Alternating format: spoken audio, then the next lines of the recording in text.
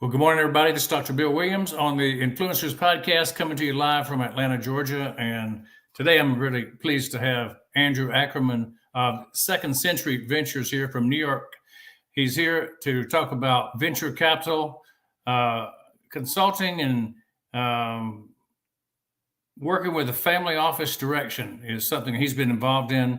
He's an angel investor, VC startup investor. So Andrew, you've done a lot. I want to bring you on to the Influencers Podcast. Welcome. And you've done a lot in your life. You've kind of gone up an escalator of success. And so I think a lot of our audience around the world would like to know exactly how you can focus yourself in so many areas and be so successful, a serial successful entrepreneur. Everybody wants to be that. So let's get started and tell us where you were, what happened, kind of how you got going in this business. So it ain't an escalator of success. I think most people, if you look at it, it only looks like a clear path in retrospect. While you're doing it, there's a lot of zigging and zagging, a lot of blind paths. So don't, it's the same like when you go on like Facebook or Instagram and you see people and think they have perfect lives. That's a very edited version of their experience. Yeah, you tend not to put the failures and mistakes on your LinkedIn profile. And certainly not the uncertainty you feel while you're trying to figure out where you want to go in life. So in the spirit of I guess, humility, I'll tell you, and I started off as a consultant for 4 years, which was partly because I didn't really know what I wanted to do next, right? I knew there was no particular industry that spoke to me, and I figured if I went into consulting, I'd get a taste of a bunch of different industries and I'd find my love. 4 years later, I had just decided that I didn't want to work for large companies. Loved the consultants I worked with. Very interesting projects, but it just wasn't my thing. And about that time, I was lucky because about that time, running a startup went from something that random people did in the dark corners and you had no idea what that was about to being something that real people did. So I'm like, well, okay, this is what I want to do. So I managed to hook up partly by chance with a startup that was just getting off the ground, became the third founder, ran with that. And then when that was done, I ended up joining a family office. Now, it looks like I did that by design, but honestly, as I was getting my exit agreement in place with my first startup, I didn't really know what I was going to do next. And it was a little bit by chance, the connections that I'd made over the years that opened up that opportunity for me. So, don't look at anyone's career and think like, wow, he had it planned out from the beginning. When I was young and naive, a little bit lucky. So you did build it on top of a good education. You got your MBA, and you did have a foundation to understand what you were consulting on, of course. Yeah, it's an interesting thing. If there's anyone in the audience that's considering going into consulting, it's a fantastic finishing school.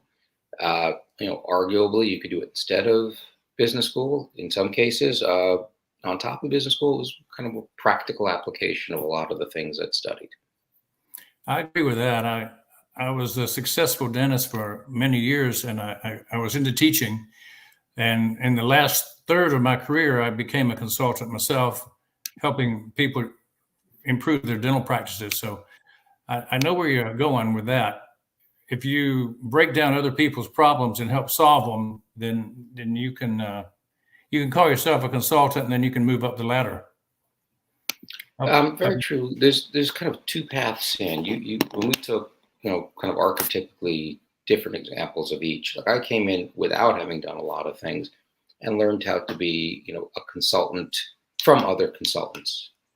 Mm-hmm. It's a kind of a different experience than when you've done something for 20 years, and then you're trying to abstract from your personal experience something that can help many others. Different paths in, maybe different types of consulting. Yeah, I've got a question for you here that's related to, your ever evolving landscape of startups. What trends do you currently see in the venture capital industry? And what do you think that's going to be the impact of the future on the VC community? Sure. So those are two very different questions, and each one is probably about an hour presentation. But I'll try to give you the super high level stuff. And I'll try to do it in a way that's not like, oh my God, blatantly obvious, right? So the oh my God, blatantly obvious answer is, well, generative AI is changing everything. Well, that's great. Everyone knows that. Even people people who are nowhere near the industry know that. But the way I put it in perspective is as follows, right? A couple of years back, it was blockchain. Uh, Crypto, blockchain, different things or different sides of the same coin. But then it was like speech to text, and it was natural language processing. The way I think about these things, it's almost like during the Ice Age, there was a land bridge that connected Siberia to Alaska. That land bridge itself, not very interesting. It's underwater right now. What was interesting about it is it suddenly opened up this entire set of 2 new continents for human colonization. So without stretching the analogy too far, blockchain, advances in speech to text, generative AI, once they get to a certain point where they are good enough, all of a sudden, a lot of things that weren't possible before are suddenly possible now. And from the VC perspective, when I see a startup, one of the first questions I'm asking, or I guess the question I'm asking in the background for everything else, is why now? Because there are so many people out there who are hungry and bright and attacking different ideas that the moment something becomes possible, dozens of people do it. I can't tell you how many times I've seen 10 decks suddenly show up in my email, and they're all the same concept, just different logos. And they all think someone else stole their idea. It's not true.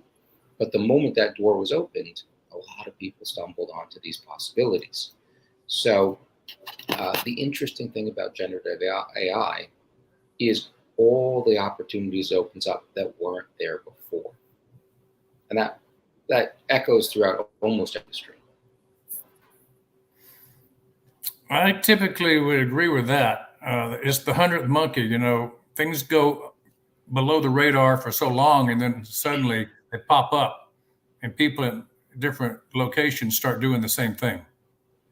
Yeah, that's a little bit of almost like a tipping point argument, which is true, right? So take speech to text, right? When it's 95% accurate, it's a pain in the butt. You go in there, oh my God, I got it all wrong. I can't. I'll just type it. When it's 99% accurate, all of a sudden, it's more accurate than my typing. So it goes from being useless to suddenly being the best solution. It's a tipping point, and that's with a lot of technologies. Absolutely. Well, I know you talked about not having a total ladder of success. So tell us about one failure that would say, I'm a real guy. I did learn something, and here's how I recovered. Yeah, I would say, and it's a little bit of a recurring motif and something I'm working on. I stay where I am a little too long. And I'll explain kind of how that's played out during stages of my career. So I was a consultant for about 4 years. And I probably knew about 2 or 3 years in that wasn't what I was going to do with my life. And it would have arguably been a smarter move to have started thinking about where I wanted to go next, trying to find the next opportunity. When I was young, my network wasn't that well developed, didn't really know how to go about a job search. And by the way, job search are still the hardest thing for me. Fast forward a couple of years, I'm like 5 years into my first startup. The market's booming. I tried to get the CEO to consider selling. He wanted to wait a few more years. At that point in my life, if I had left and joined VC, I'd have had a very different career path. Being a very different type of investor, but I would have been further ahead than where I am now because it was the right time to make the switch. But I was very worried about all the equity that I'd be stranded behind, and I wanted to find a way to get bought out, which I ultimately did at the cost of 2 years. And going from 2005, 2006, which was a super hot market, into 2008, 2009, which was not a great market to get into VC. Then when I was in the family office, did that for 3 years. It was pretty clear within the first year that the guy I was working with was not a nice person. And it was an experience, but wasn't going to be the experience that I had thought it was going to be. I could have looked to leave earlier. Now, granted, it was the worst recession on record for most of us. So that one I don't hurt myself too much for. But then fast forward again, arguably, maybe 2-3 years ago, I should have thought more about starting my own fund before the economy turns. So if there's one message from this is even people who outwardly look successful, they will look at their own career and they will see missed opportunities left and right. So if there's a one message on there for anyone younger, don't be afraid to take risks. The earlier you take those risks, the easier they are, even though they seem pretty scary at the time. Yeah, see an opportunity when it's there and taking advantage is an art, not just a science. We don't always hit it. I'll tell you one thing I did back in the early 90s. I was trying to go with a startup group. We had 15 entrepreneurs that were very successful in their own right, came together, and we tried to take advantage of glasnost and perestroika when the USSR broke up. And we Mm-hmm. went over there full of what you'd say is high expectations and came back with our tail between our legs.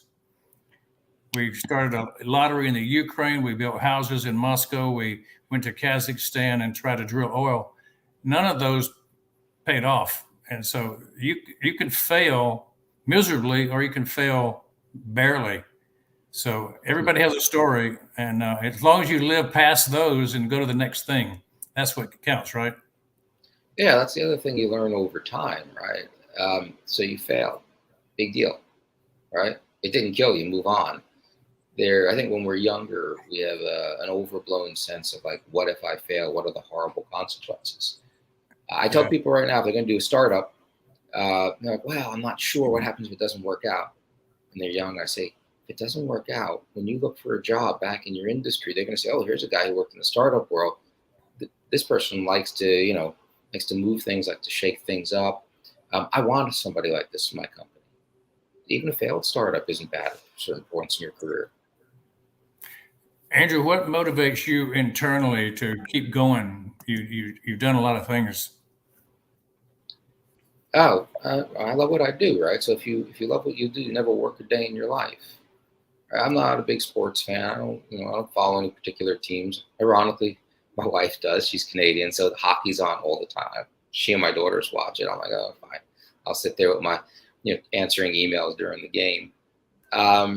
So what do I love in life, right? What keeps me young and immature, right? Seeing great startups come up there and like looking at a deck and thinking, oh my God, I hate myself for not thinking about this myself. And that's the interesting stuff as far as I'm concerned. Gotcha. Uh, so that keeps me going. So, Second Century Ventures, do you have a motto, something you hang your hat on, something that you rally around? We've got a couple of like internal things we do, and they're half in jest. So I'm not going to that part I won't share because it just won't be funny if you're not in on the joke. But just by way of background, Second Century Ventures is the venture capital arm of the National Association of Realtors. So it was founded for, and it continues to be, geared toward keeping the real estate agent at the center of a real estate transaction. So to find the kind of tools that make them more effective, more efficient, and help them service the buyers and the sellers and the renters and all the parties in the transaction that much better. So that's really its mission. So, is it a large part of your work in the real estate side of the industry, or is that just one of the things you're involved in? No, so Second Century Ventures is a large part of what I do. I've got a bunch of other things on the side. Uh, they are very focused on Proptech, real estate tech, especially the ones that touch the realtor. And they're international, by the way. They've got programs in Australia, the UK, Latin America, and the US and Canada. Right? I think I left one out, but you get the idea. But I also do other investments. I've been at other funds over the years. I do some of my own private investments. I try to stick to either real estate tech or construction tech because I know those industries really well. And I can look at a startup and I instantly understand what's in the mind of the buyer. So I know whether the product market fit's going to be there or not. And also have a very good feel for what the competitive landscape is. As a generalist, if you just find out about something you don't know it, you can be really excited about that startup. And then you realize, oh, there's 5 other startups that are 5 years ahead of them. But that's me. There are other people who are generalists. They love seeing different things. I miss that a little bit, but it's a worthwhile trade-off for me. Now, you talked about things that you do that are startups you got involved in. You do talk about being a specialist. So ed tech and property tech and construction tech are all real estate related. And so you focus your activity, you have a Yeah. niche knowledge. And so you can see the direction they're moving, you invest, Mm-hmm. you you go that route. Tell us about the success secrets related to how you actually develop your vision of what's going to be the one to go with. Okay, that's a super tough one, right? So I'm not a big fan of a lot of the contemporary like business autobiographies or biographies because it's really one data point. Like a lot of people are like, oh, Steve Jobs, got to do everything like Steve Jobs does. There are a lot of things that he did that were irrelevant or even counterproductive, but they just weren't that bad that they ruined things for him. And he also had his failures. If anyone's old enough to remember Next, the computing company Next. So be very careful when people tell you, like, here are the traits of successful people or the secrets to success. What I can tell you has worked for me is, and building on something we said before, don't be afraid to take a leap on enough information. And, enough has a line underneath. The most successful people I knew that I grew up with aren't always the smartest people. They're the ones that were smart enough and willing to jump.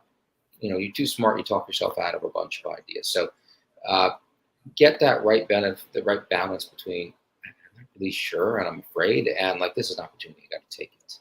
So that's number one. Find that balance between risk and certainty. Number two, when I look at startups, I'm a very tactical investor as opposed to strategic, right? So there are a lot of people out there like, oh, I have this big thesis about where things are going. This is what the world's going to look like in 5 years. I'm going to look for startups. I've learned through bitter experience that like I'm not that good at reading the future, right? None of these guys, if you go back and read their blogs from 4 years ago, very few of them, unless you're lucky, are predicted generative AI. None of them predicted this crash. And by the way, back in 2008, like the one or two people that predicted the crash correctly, if you look back, they predicted the crash every other year before that too, right? In many cases. One day they'll get it right.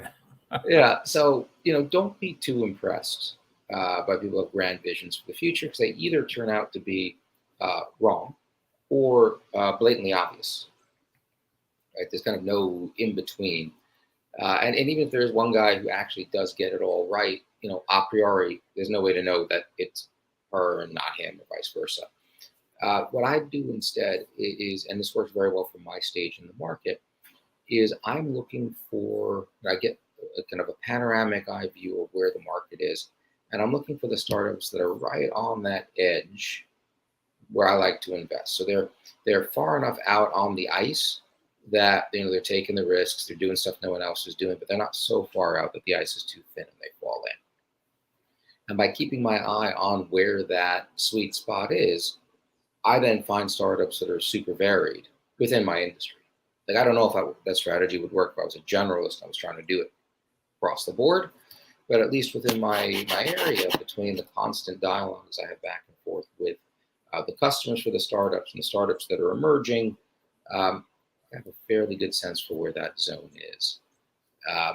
And I get the last thing that I would say is, this is going to sound a little trite, right? But, find a few people who are far enough along that they can give you a little advice about what's coming up in the future. They can help you with both of the things that we just talked about. When's the right time to take a chance? When isn't? Don't blindly copy them. They don't want you to blindly copy them. Like they'll tell you, and I'll tell the people that I mentor, I don't want to weather vane, right? Don't spin and go in whatever direction the last person you talk to blew. You should have well-reasoned but loosely held opinions. So if you have a mentor that will talk you through, like, here's how I'm thinking about it. Here's why I think this is the case. They may be right, they may be wrong, but you want people who show their work to you and will support you whichever way you go. 3 good success secrets, and I understand where you're coming from. There's one thing you mentioned in your bio that you do as family office director. What's that about? So if you worked at one family office, you've worked at one family office. They're all different. It's a dark little part of the world that not many people know about if you're not in it. So I'll give you kind of the rough overview for the benefit of your listeners. There are people out there that get to a level of wealth where they need people just to manage their money. And not like bankers manage their money. It's like hey, I need a team of 3 people just to figure out what to donate money to, or I need, a team of people to figure out, um, where to invest it, across. And sometimes these are large multi-generational groups, like, great grandfather started a company, and now there's 3 generations of children, grandchildren, great grandchildren. The fortune is still kind of centrally managed, and you might have a team of 10 people. Uh, and it almost functions like a mini hedge fund in some ways, just managing all those assets and continue to preserve and grow the funds. On the other end of the spectrum, it could be one person made a bunch of money, doesn't have any kids, and just wants to manage what he or she has, maybe leave a legacy behind, maybe die with exactly 1 penny in the bank account, regardless of what their goals are. And they may only have one investment professional. So that full range. So depending on what family office you're going to, the complexity and the depth of it is entirely different. Okay, that's a good topic that I would like to maybe bring you back on a future podcast to talk about, because our audience would love to know more about that one. So we can shelve that one, Okay. save it for more, because I think you hit on a real important topic for this audience, and we'll discover what that means later. But I would say that as we go forward on this interview, people really would probably like to know what your well-defined products and services are. Do you actually have services and products that you market to the world? Do Sure. you have So clients? for me, it's a kind of a different uh, it's a different view of the world, and there's a certain amount of hypocrisy in my space. I'll tell you, and I'll explain what I mean by that. So when I'm going out there and I'm looking for a startup, I'm looking for a startup that is a quantum level better than anything out there, like a little bit better, 10%, 30% better. They're not going to dislodge any established players. It has to be 2, 3, 10 times better, and it has to be visibly and obviously better, right? Because if like you can be better and no one understands it, like, okay, you're out of luck. So that's the standard I hold potential investments to. But then I go out there and I look at VC, venture capital funds, and I look at how they communicate what they do and what their websites say. And it's all exactly the same. Just the logos are changed. So it's like, hey, Bill, you should take my money because my partner and I are exited entrepreneurs. We've been around the block a few times.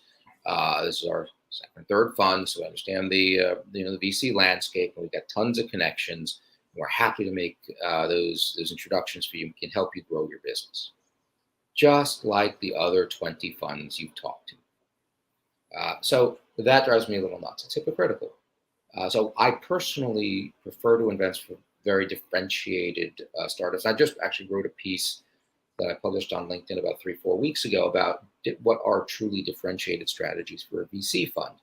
So I'll give you a couple of them just so you get a flavor of it. So there are corporations that will have venture capital funds that are out there to find startups that are in their strategic areas. Most of them are horrible. They don't function well as a VC fund.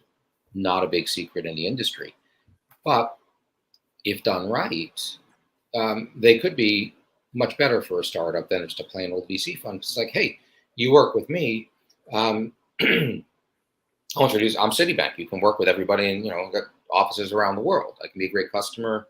I can help you validate the product market fit, and my logo on your on your pitch deck can really make a difference. There's also startup funds out there that have built a whole network of support services. Like Andreessen Horowitz has everything from recruiting services to public relations services. So you come in there and you're an early stage startup. It's like, great, I got a network of experts that I can lean on for free, I believe, that will help me, go forward. So yeah, that's visibly and obviously different and better.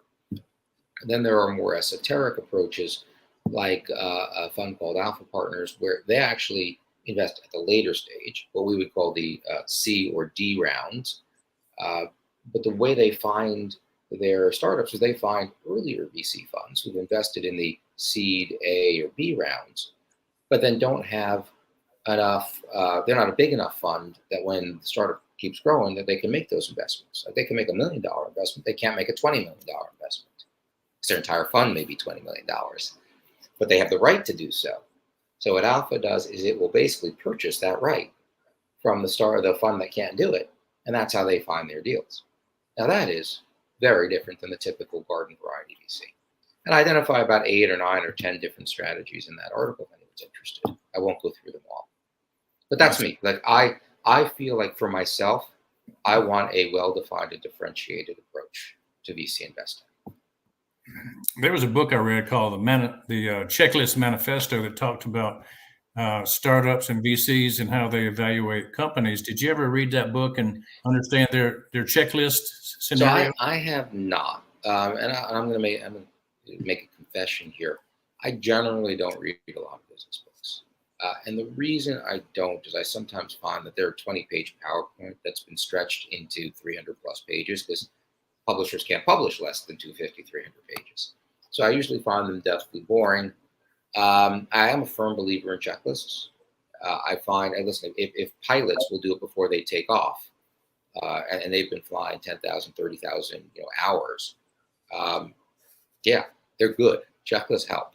And when I do evaluate a startup, I have an ideal pitch deck in mind that is my checklist, but I'd love to hear about the book. 5 minutes, you won't have to read the book. Perfect. See, that's why I don't read it, because you can tell me in 5 minutes. In medicine, checklists save lives, proven in the Read OR. the studies. And then doctors resist it because they're professionals, but guess what? Makes a big difference. Yeah, and they actually have a stop button. They can have a nurse stop a doctor from making a mistake. So you have different parts of the checklist that are fail-safe. Anyone can hit a pause, yeah. For the patient, they've got to have the right kidney, the right leg, have a sign written on it. This is the side you work on, not that side. Yep, there are lots of stories where they basically amputated the wrong limb. It's not a joke. Unfortunately, it happens. Yeah, and so they did it in different arenas. They said medicine, they said airlines, of course, with pilots.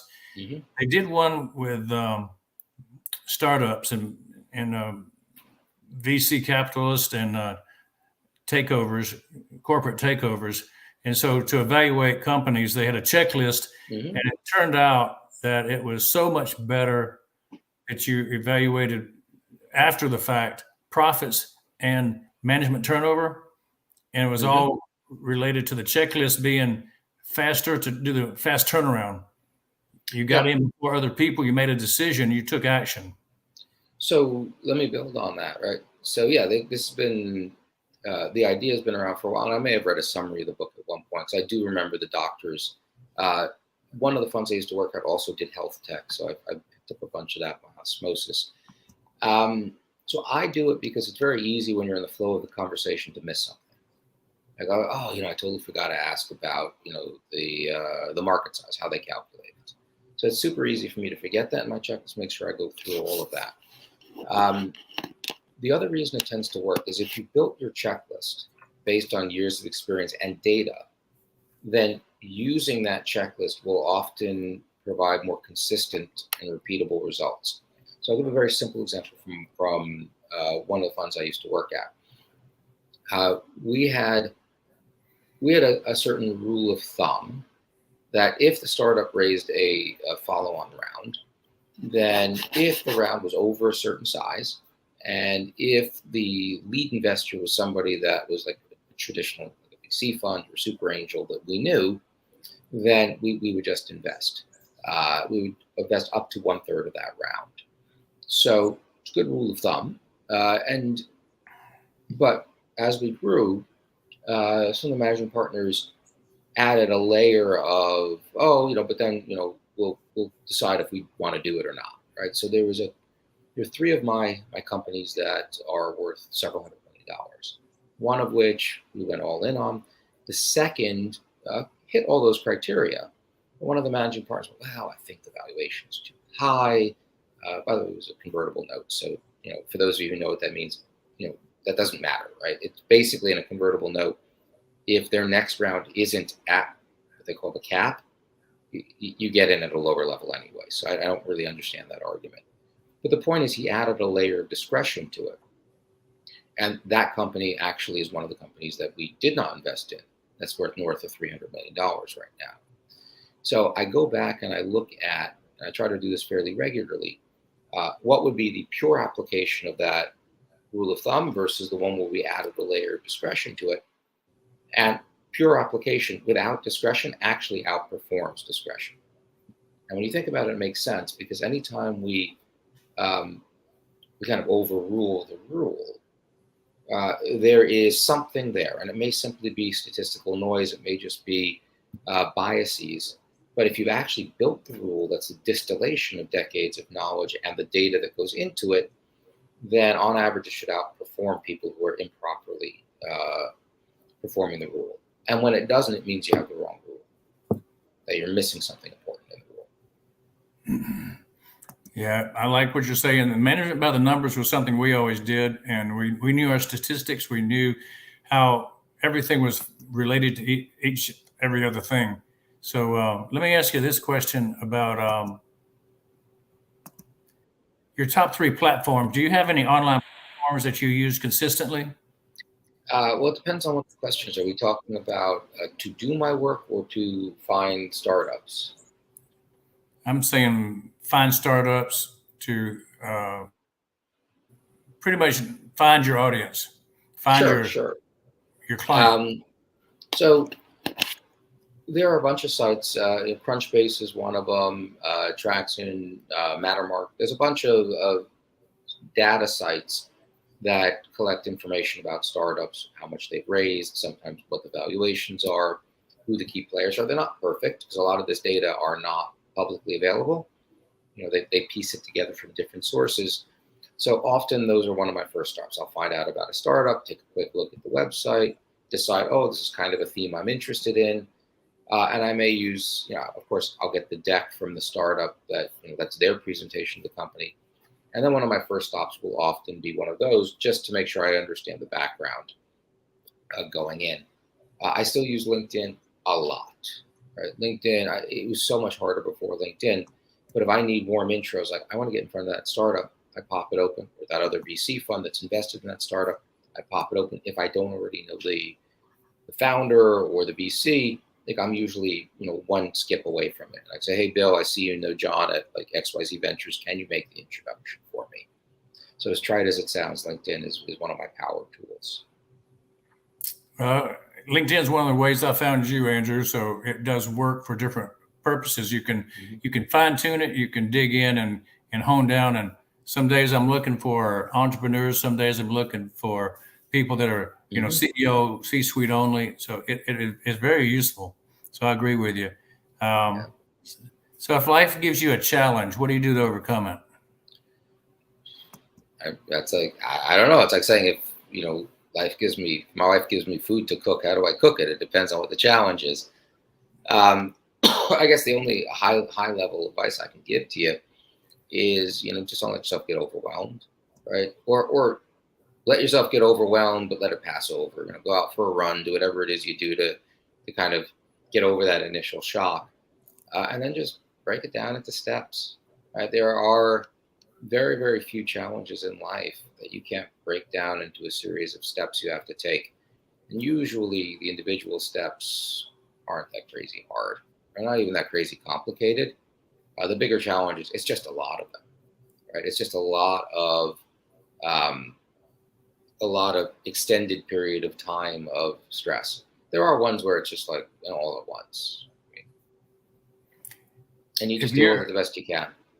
If you're looking back at your life and want to kind of reevaluate, what would you tell your 20-year-old self as you're getting ready to go into MBA school, perhaps? What are you thinking about to tell yourself? What should you do to live your life the best life you can live? Always kiss the girl, right? If you're like in your head, you're like, does she want to? Does she not want to? Always kiss the girl. What's the worst that can happen? You can never go wrong with that. Yeah, and it's I was saying it to be facetious, but it's I won't go so far as to say it's a metaphor, but it does tie back to what we said before, right? It's you be in a situation, in the heat of the situation, you can be overcome by the uncertainty and the risks involved. But hey, 20-year-old me, in the benefit of hindsight, what's the worst that could happen? Okay, you leave the job a little early. The new job doesn't work out. Great, go get another job. You're early enough. I wouldn't leave Take in the height of a recession, but yeah. So take in most cases, take the risk. take the risk, move forward, take an action like it. Yeah. Incremental action, never stay static, move forward. Yeah, that's for me. Other people, I got great friends. They're partners at law firms. They took a totally different path. All respect to them, but that's not the advice I would give my 20-year-old self. Do you have a living mentor, somebody that is impactful in your life? I do, and honestly, I didn't have one until fairly late in life. It's hard to have a mentor when you don't know what you want to do with your life, and for a large part of that not ladder of success, like I didn't really know where I wanted to be in 5 years. So it's kind of hard to get a mentor in that situation. Yeah. But I do. The gentleman by the name of Avi Safar, he used to run Dream Adventures fund I used to be at. And he's kind of the epitome of knowing enough to take that risk. He has that balance. He moves fast. He will tell you. So I'm not casting shade on him. He'll tell you, not the smartest guy he knows, right? But he's definitely smart enough. He sees the opportunities. He's not afraid to jump at them. So every time I get together with him, I know he's going to be pushing me to the edge of my comfort zone. I always take the advice, but I know it's always going to be pressure in the right direction for me. He takes on a challenge to push you forward. Is that part of his MO? Well, more that, we drink good scotch together, but as part of that, as part of those conversations, he'll always come up with like, here's where I think that the edge of the ice is. Here's where I think you might want to play. He won't let you sit still. Yeah, he won't let me sit on the dry land or on the thick ice. He's like, you want your startups to be right on that edge? This is where you could be. It's good to have a friend like that. I've got one like that. Why is being impactful important to you, Andrew?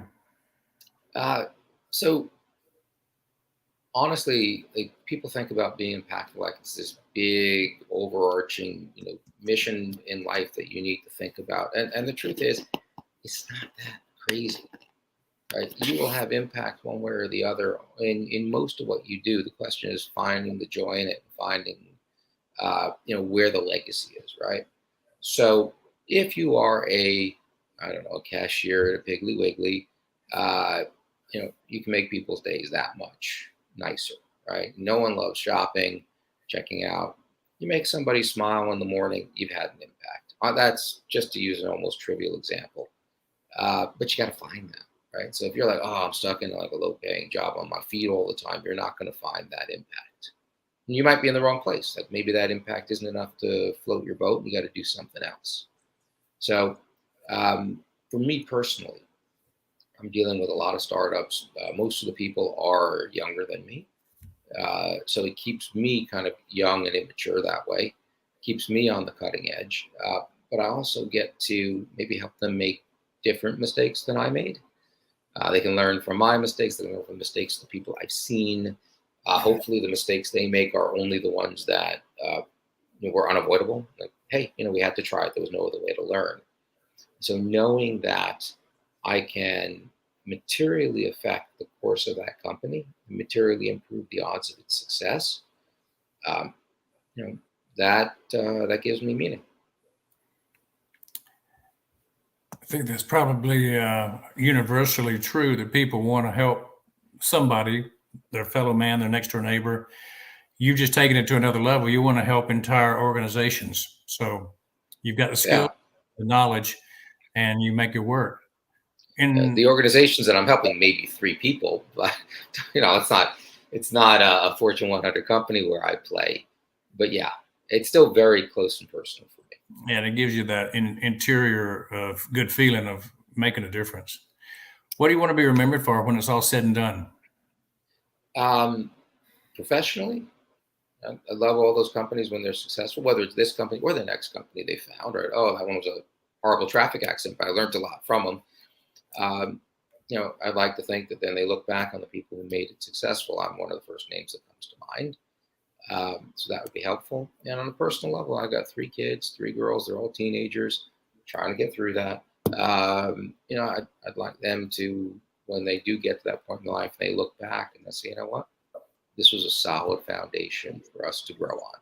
And we were able to become the people that we are today. This is them in the future because of what I and my wife gave them growing up. Tell us how we can support you. Give us some connection points so that people that are interested in talking with you one day, how can they Sure. find?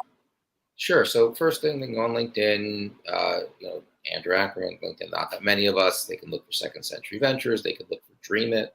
Those are the company I used to work for. And they can see what I'm doing at the time. If they want to reach out to me, they can reach out to me through there. Send me a message. I'll move it into email pretty quickly, but they can do that.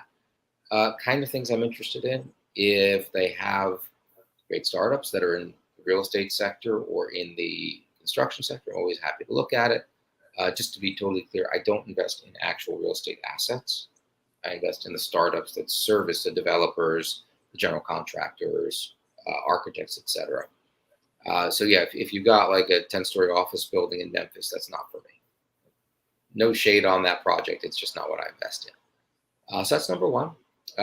Number two, always looking for investors. This is not open solicited, but if it's something where you're interested in becoming an angel investor or finding a VC fund to invest in, I'm happy to talk to people. If it's not me, if it's not a deal I'm working on, I can certainly connect them with other people who might be a good fit for them. I do that a lot. I also do that for younger people who are thinking about VC, help them think about whether or not that's the right career for them, and if so, what they need to do to actually stand out. So that's, I think, the third thing.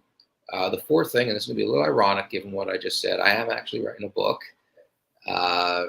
My goal for the book is not to be a 20-page PowerPoint that's stretched into 300 pages. There's a lot of content in there, and it's essentially a novelized version of the startup journey. It's inspired by a book called The Goal, which was about business operations and strategy, but was a novel of this middle manager trying to turn around a plant. So I've got the same concept based on a founder from basically idea all the way through to closing a seed round of financing, about 140 pages into that. If you are an established author that wants to give me tips, that's great. If you're an agent that wants to represent me, that's even better. Ditto for a publisher. So that's certainly helpful. Yeah, that's a good I think idea. that's it. You're in the middle of it. What's the title going to be? So I had a great title. It was called The Art of the Start, but it turns out that Guy Kawasaki used that title in his book. And it's a sequel, The Art of the Start Part 2. And Guy is super well known, so I can't use that title. So the one that I'm working with right now it's kind of a mantra in the VC space. It's something that investors always say to startups when they're too complicated. It's don't make me think. Well, good luck with that. I just interviewed a guy who's a big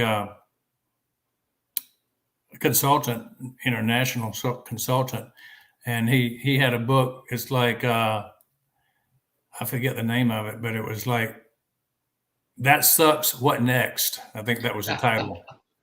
Yeah, I love it. It's interesting. This may be a little bit of a tangent, but I find that there's a handful of reasons for writing a book. One of them is the business card on steroids, right? So if you want to be a consultant or if you want to be a speaker, you write the book, and it gives people kind of like, oh, that's what makes you quantum level better and different, and more advice taking worthy. I don't know if that's a word. So I'm actually, a little respect to that, I'm actually not going that route. This is one where it's the kind of advice I've been given for the past 20 years, but it's in a totally different format. I think it's an interesting read, both for people who are aspiring entrepreneurs and maybe for their parents who have no freaking clue what they're actually doing with their lives, There you go. but now can. And I actually want to go, and this is going to sound a little strange for my I want to go the traditional route, traditional publisher, do it old school. I think you can do it. I think it'll be a real interesting topic. My first book that was a bestseller was Marketing the $1 Million Practice. And I put the $1 million in there, but we were actually doing 5 million, but I didn't want to tell anybody because it sounded too much. And then Yeah. you just kind of got to get a hook on the title. If you Yeah, have a title mundane helps. title, nobody's going to pick it up and look at what's inside. Yeah, title helps. People do judge a book by its cover. A book by its cover, a book by its title. And speaking of things like that, down at the bottom, I'm scrolling something about a QR code. So anybody who's listening in, you can click on my QR code and take a picture of it and learn about the freedom that we're offering. And so I always want people to reconnect with me. And when they can reconnect through my digital business card, that's what the QR code goes to. It pretty much talks about how to be on the Influencer podcast, how to connect with people like Andrew, how to become wealthy in your own right without having to rely on working for somebody else. So I'm an entrepreneur just like you are, Andrew. I believe in connecting people that can do things together and take action. So thanks for letting us be a part of your team. I want to invite everybody to come to my website, which is where we talk about the books that I've written, the books that are my favorite books. And then from this point, I want to let everybody know what your final word is. And once we give the platform to you, I'll come back when you're done and we'll dismiss the show and move on to have a good rest of the week. Andrew, it's all yours. I'm going to let you have the floor. My final word is always thank you, right? So always thank you, right? We connected. I really had no idea what this is going to be about. I figured, you know what? It's going to be a half hour, 45 minutes of my life. It'll be interesting. Who knows? So thank you for thinking of me. Thank you for including me. Absolutely, Andrew. Very enlightening. This was good for our audience, entrepreneurs, people who are on the upward ladder and they may have money to invest. They may have family financial planning to do. So that's why I said that earlier, that if we've got budding entrepreneurs, budding millionaires waiting for advice, you may be somebody that could be a mentor to them. So thank you for that. And I want to throw the last word out to everybody that if you're looking for analytics for your website, we've got the best one available called OTracker. Just a teaser for all of you guys out there who really want to know how to evaluate data more efficiently. And so it's called OTracker. You can find it right there at that URL. Thank you again for being part of our audience. Thank you for being our interviewee today, Andrew. It's been marvelous, and I look forward to seeing you again. And hopefully, all your ventures will be perfect. From your mouth to God's ears. All right. Good night, everybody. This is Dr. Bill Williams on the Influencer Podcast. See you soon again. Stay tuned.